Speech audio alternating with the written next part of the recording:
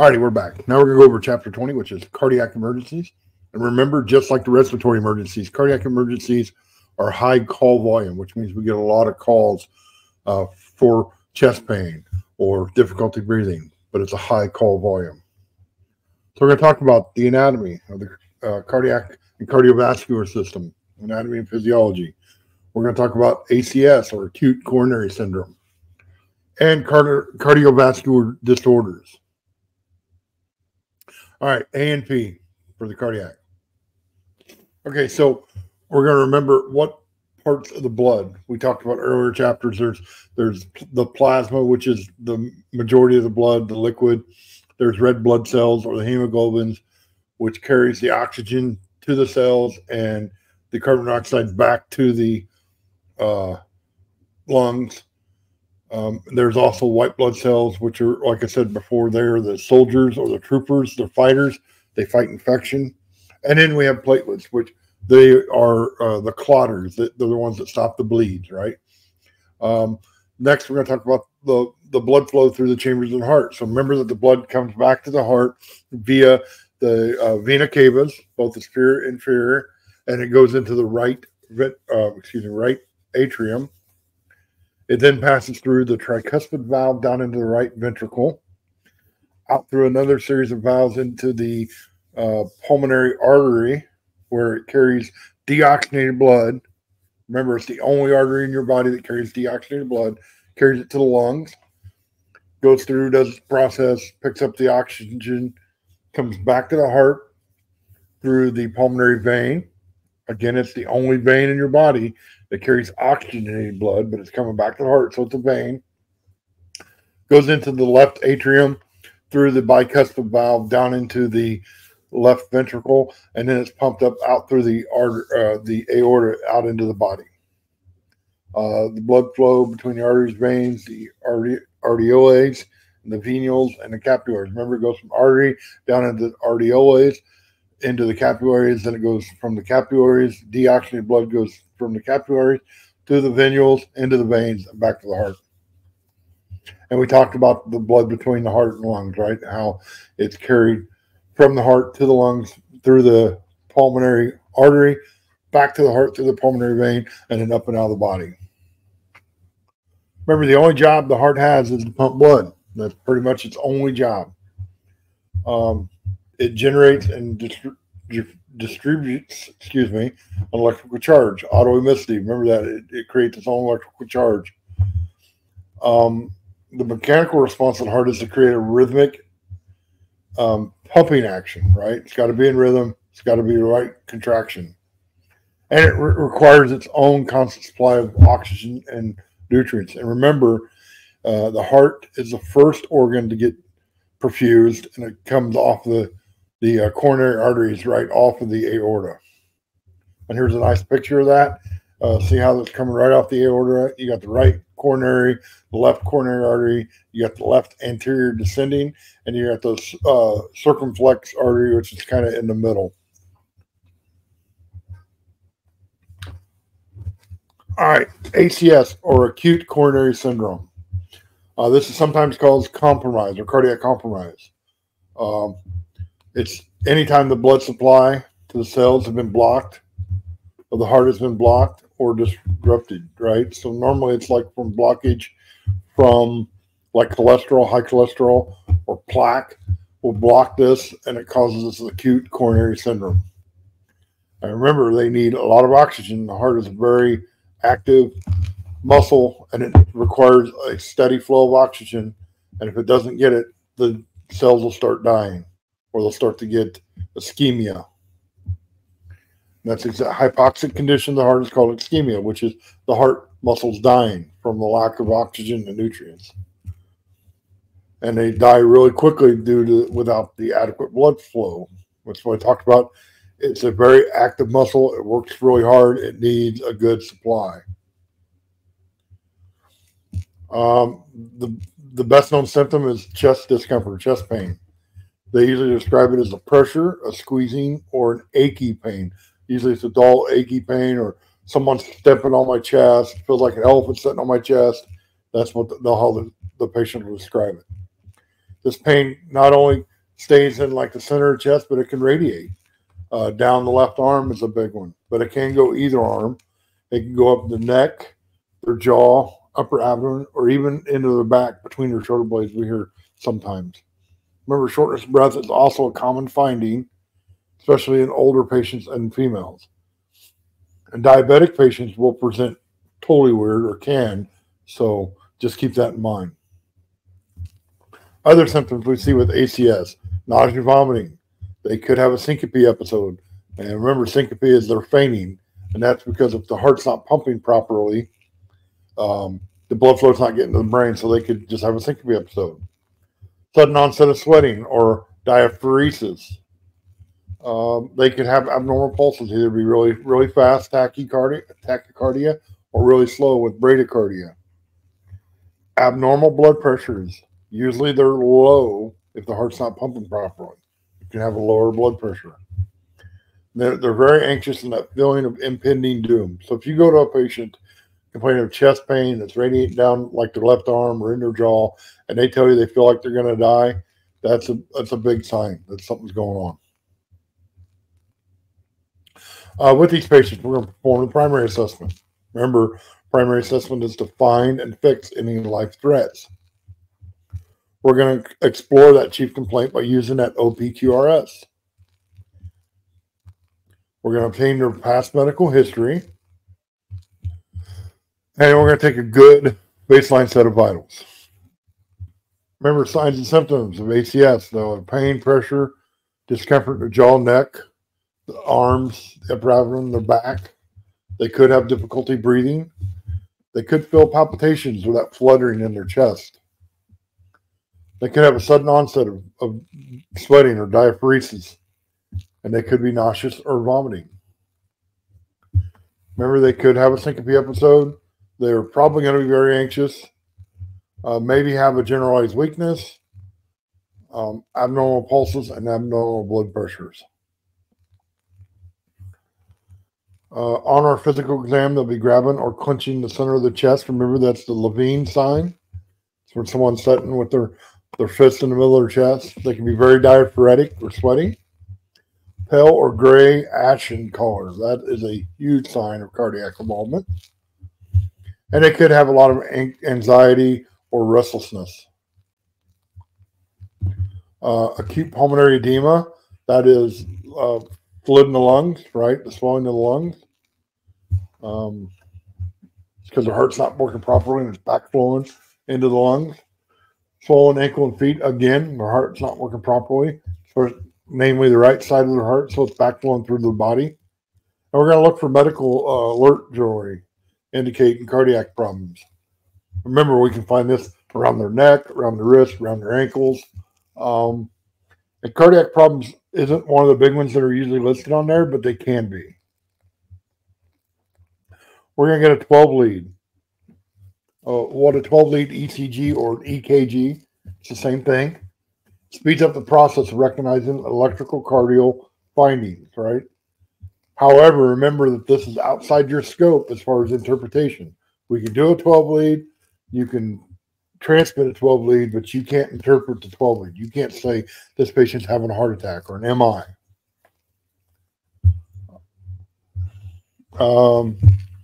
How you prepare for the EKG is you place electrodes on the chest.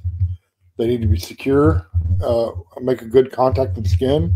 If there's any clothing or jewelry in the way, we're going to remove it. But remember to keep their privacy and their modesty in check. So, if we take clothes off, we can cover them up or put it back on whenever we get the electrodes on. Remove sweat and dead skin and remove any hair so we get a good contact with the skin. The first step is you're going to place the limb leads. This is your normal 4 lead. They'll go as far out on the limbs as they can, and there'll be a picture in the next couple slides. The second step is we're going to put V1 and V2 on.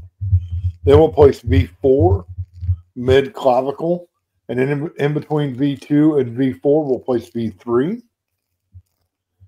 And the final step is we're going to place V6 in the axillary or in the side, and in between 6 and 4, you're going to place 5.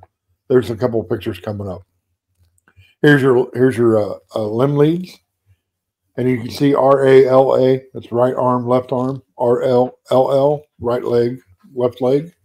We're going to get them out as far as we can to get a better picture or a better telemetry. And here's placement of the 12 lead.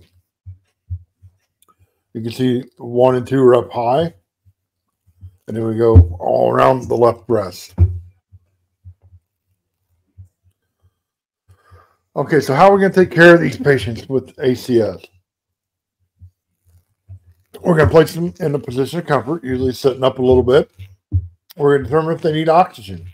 So if they're 94% or below, we'll put them on a cannula or an on-rebreather, depending on where they're at. If we have any respiratory failure, agonal breathing, or apneic, which means they're not breathing at all, that's what apneic means, we should receive high concentrated oxygen via ventilation, which we're going to BVM these patients, correct? Low oxygen saturation, receive high concentration oxygen via mask or nasal cannula. If there's no significant distress and their oxygen saturations are at 94 or higher, they don't need oxygen. If you're trained and your protocols will allow you to go ahead and obtain that 12 lead and transmit it to the hospital, you can also, some places, for example, the ambulance service where I work at, or the one that I am the coordinator at, we will send that 12 lead to the, we're a BOS unit, so we will send it to the ALS intercepting unit coming in. Okay, we're going to give them 325 milligrams of aspirin by mouth.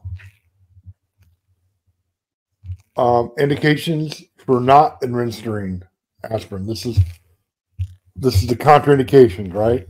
If there's a risk of aspiration, if they've already taken a full dose, if they have an allergy to aspirin or sensitivity to it, recent GI bleeds, or if they're taking blood thinners. How do we find out this information? By getting a good sample history. There's your chewable aspirins. They're 81 milligrams, so we give 324. It says 325 on this slide, but we give 4 aspirins. And if you do the math, that is 324, not 325. And then we should give nitro.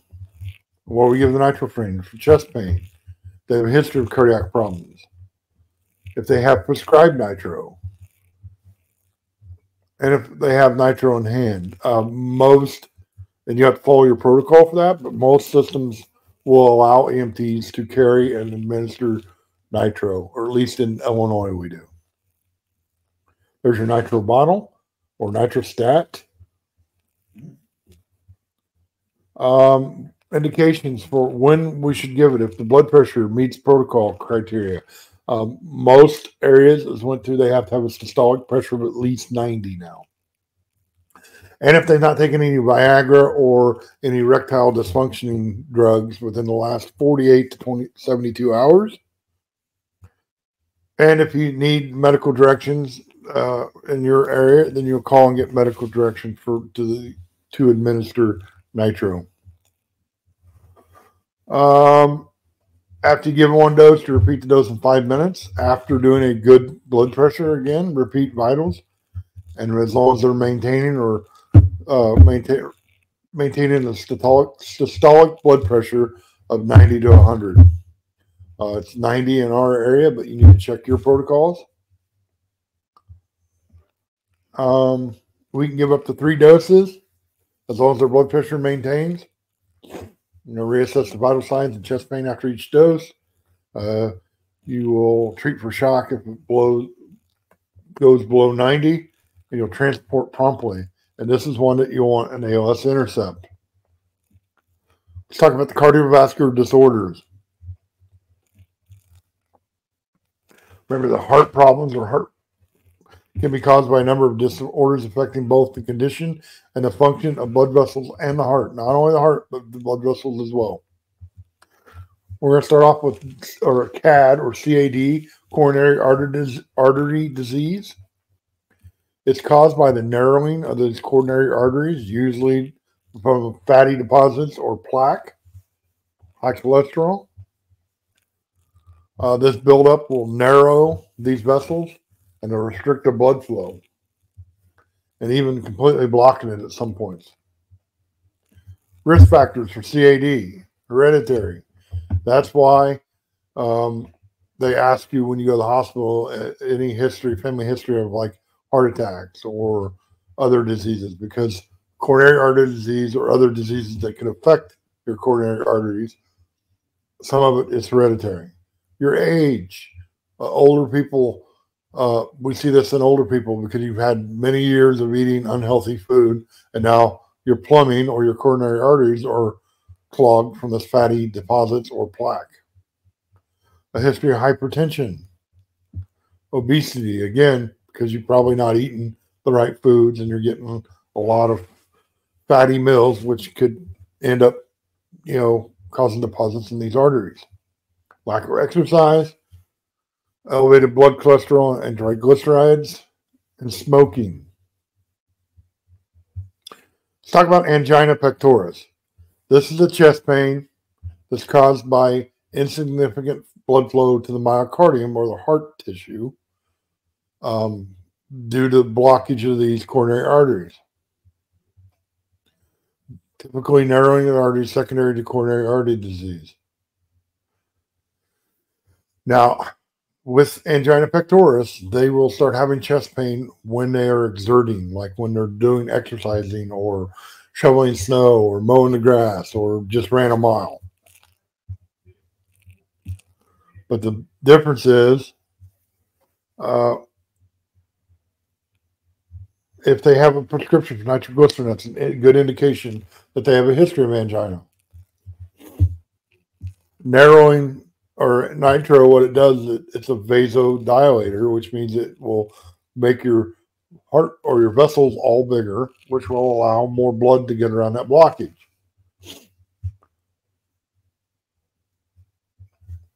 The big thing with angina pectoris compared to an MI or heart attack is angina pectoris will get better with rest. When they stop exerting or putting the work on a heart under a load and go rest, the chest pain will usually get better in a few minutes. But we are going to treat all chest pain as if they're having a myocardial infarction or an AMI or a heart attack. With angina, we're going to consider oxygen, nitro, and aspirin, and we're going to 12 lead and transport. That's how we're treating these patients. Now let's talk about acute myocardial infarction or an AMI, or layman's term, this is the heart attack, right? Hardening plaque can rupture a blood vessel or an aneurysm. That could cause it. Or more commonly is the narrowing of the vessels due to blockage or occlusion, either through like fatty deposits, which is CAD, or you could have like an emboli that blocks off the blood flow. Talking about emboli, thrombosis is a blood clot, which can include the blood flow to the heart because the clot flows through, and once it gets to the smaller vessels, it'll block it off, right? Most of the time, these blood clots are formed in the legs, and you hear the term deep vein thrombosis or DVT, or people that are like less active or laying around or whatever, and then they develop a blood clot, and eventually a small piece will break off, and it'll go through the system and eventually end up in these coronary arteries, which will cause a blockage, and then will cause a heart attack or an AMI. And remember, it's a thrombosis or a blood clot, and then once it starts moving, it's called an emboli. Now, an emboli don't necessarily have to be a blood clot. It can be like a piece of plaque, fatty deposit that's broke free. It can be an air bubble. There's a lot of things that can be an emboli. Here's a picture of a damaged heart or an infarct, which means that the heart tissue is dying. The word ischemia means death, right? And myocardial infarction means injury, and ischemia means death. It leads to injury of cells and cell death, and it can disrupt the electrical function of the heart. So we can have dysrhythmias because of the electrical function being disrupted because that part of the heart is not getting its blood flow, so it could cause a dysrhythmia, which are harmful changes to rate, rhythm, and pumping ability, and can be lethal. Mechanical problems in the heart. Cardiogenic shock can cause a heart attack, or it can be because of a heart attack, we can have cardiogenic shock. And we will talk about cardiogenic shock later on in the shock chapter. We can have sudden death. They have a cardiac arrest within 2 hours of onset of symptoms. A lot of times it's even a lot faster than that. You'll see someone walking along, and all of a sudden they'll clench their chest, and they'll just drop to the ground. That's a sudden cardiac arrest or sudden death from cardiac arrest. Treatment of an MI or an AMI is they need clot blisters, or they will need this balloon angioplasty, which they'll go to a cath lab. They'll send this wire past the blockage, inflated balloon, and pull out the blockage. They may even put stents in to keep this area open. After they get out of the hospital, they'll be on a daily aspirin regimen, and they may put them on beta blockers to lower blood pressure and stuff like that. Our assessment and treatment of an MI. We're going to do our primary and secondary. Patterns similar to ACS. They'll have chest discomfort, difficulty breathing, could have nausea, vomiting, syncope. There'll be diaphoresis or diaphoretic or sweaty. The most important treatment is transport. We're going to do a 12-lead EKG or ECG if you're allowed to in your system for protocol. We're going to get an ALS intercept coming. And remember, if for some reason you can't get an ALS intercept, a helicopter can be your ALS intercept. Air medical. You should always be prepared for cardiac arrest. We're going to give them aspirin and nitro and follow your protocols. Let's talk about heart failure and acute pulmonary edema. Congestive heart failure, or CHF, is the heart's injured somehow, and now it's not able to pump blood effectively. So the ability to perfuse the body tissue is impaired because it's not getting the blood flow pumped like it should. They have difficulty exercising because their heart's not pumping the way it should. Their heart is limited to compensate when it's challenged. Like if they get a big blood loss from a trauma, the heart doesn't work as well. And it'll cause fluid buildup. And we'll talk about the difference between right-sided and left-sided. Right-sided heart failure, pressure builds up in the right atrium and the superior and inferior vena cava. So we'll see JVD or jugular vein distension because of this backup or this pressure because the right side's not pumping as well. You'll see swelling and fluid buildup in the abdomen. We'll see pedal edema, and that's where we see it more than anything, is around the ankles. They get that pitting edema. That's where you stick your finger into this, and it leaves that hole, and it stays. And there's different levels of that, but we won't go into that. We can also see sacral edema. That's at the lower back if they're laying, and that's where the fluid will collect. Now, left-sided, the pressure is going to build up in the left atrium and pulmonary vein. So this is where it's going to flow back into the lungs. We're going to get those really wet lung sounds. And this is where we're called more than anything is because they can't breathe. The fluid will leak into the alveoli. With the fluid there, you can't get oxygen and carbon dioxide out, so that gas exchange is impaired. Causes that pulmonary edema or the swelling in the lungs and can be life-threatening. Okay, for an assessment, we're going to get a good history, especially history of heart failure. This heart failure usually comes from they've had a heart attack in the past, their heart muscle's been damaged, or they've had some trauma which has caused their heart to be damaged. There are medications designed to control fluid levels, like you'll see Lasix on their med list. That is a diuretic. These are all diuretics, which means it's going to kick their kidneys into high gear, and they're going to try to get rid of the fluid by urinating. They could have pedal edema, which is swelling, usually around the ankles. You can see swelling in the abdomen and the buttocks or that sacral area, the lower back. And they could have JVD or because of the backflow and these veins in your neck, the jugular veins will be very distended, or you can see them, which normally you can't see. Pulmonary edema, difficulty breathing. You'll hear those wet, crackly lung sounds, and they could be coughing up that pink, frothy sputum. Your primary assessment may require positive pressure ventilation, either via BVM or CPAP. We'll use the OPQRST and the sample history. We'll do a detailed assessment of the cardiovascular system. That's where our focus exam is going to be right there.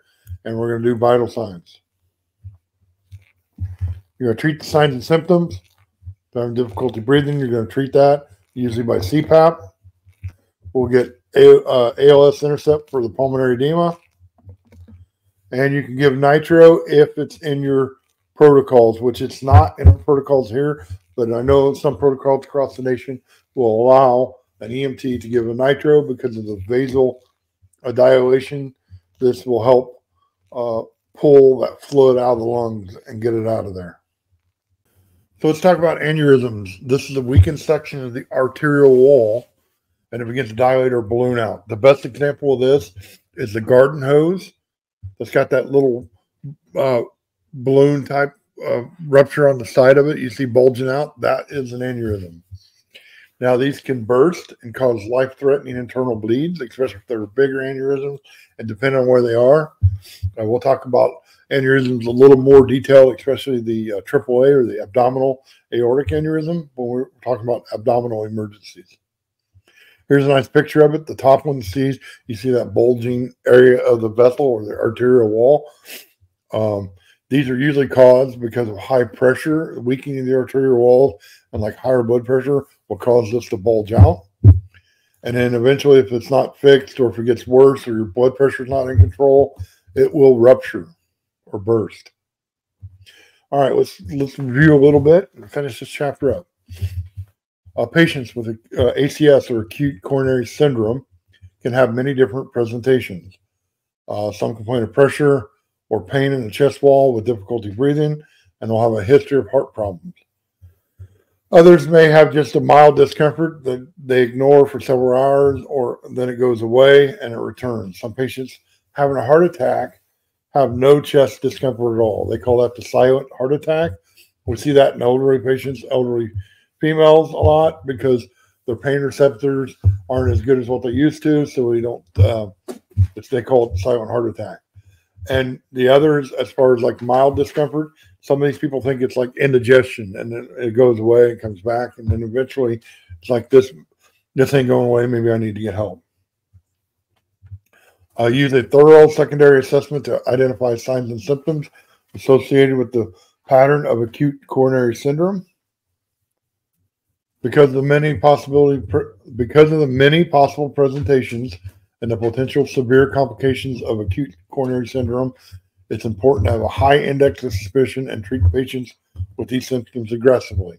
So we're going to treat all these chest pain patients as if they're having an AMI or a myocardial infarction or a heart attack.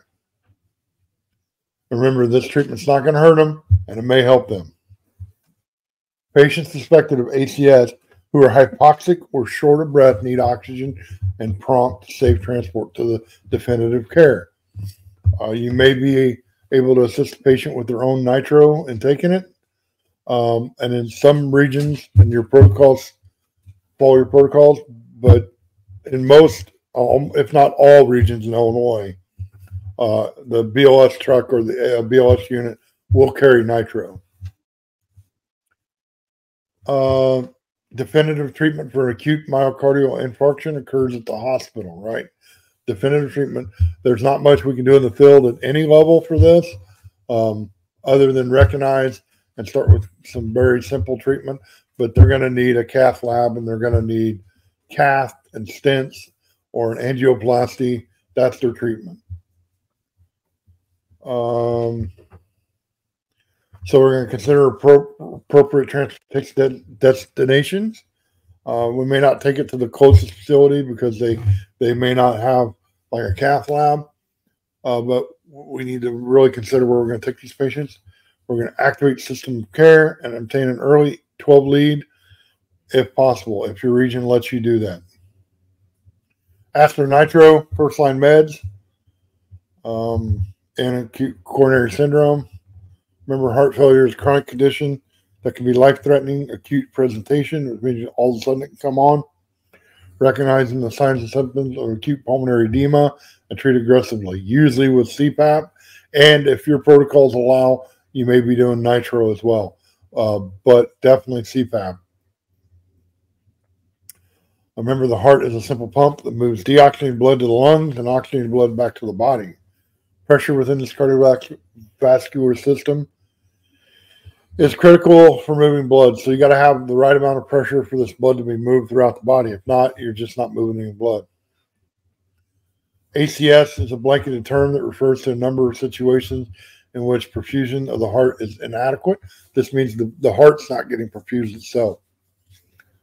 Although there are common symptoms of ACS, EMTs must recognize atypical findings and err on the side of caution. That's why we always treat for the worst case scenario.